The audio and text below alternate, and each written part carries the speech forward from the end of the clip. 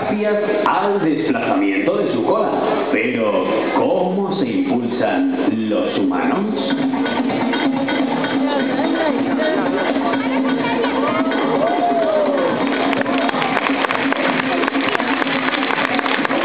De sus piernas, que les hacen despegar.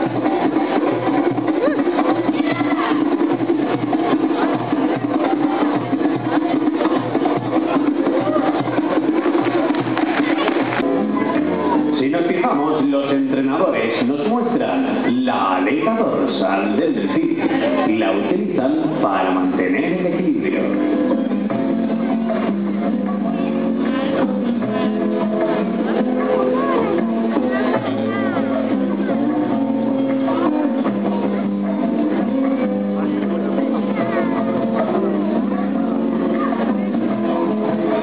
Los delfines emiten sonidos a través del espiráculo. ¿Queréis escucharlos?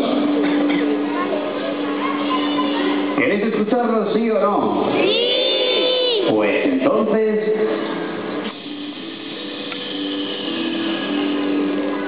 silencio.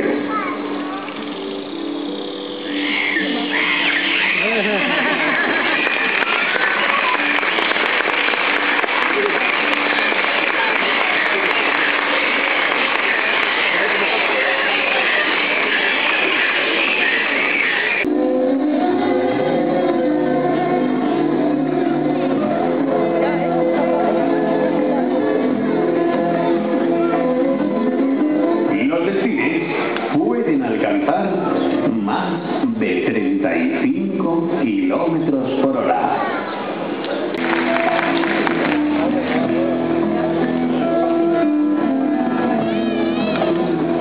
Son tan rápidos gracias a esto, a su gran aleta caudal. Los seres humanos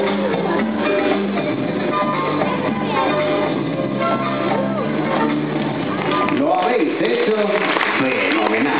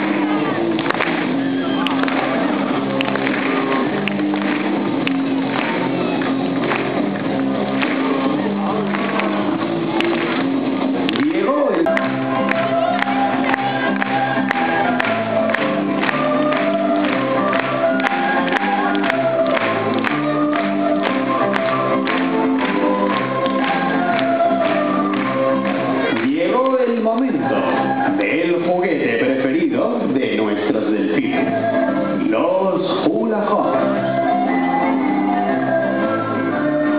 Así es que lanzaremos esos aros al agua para que nuestros delfines los bailen a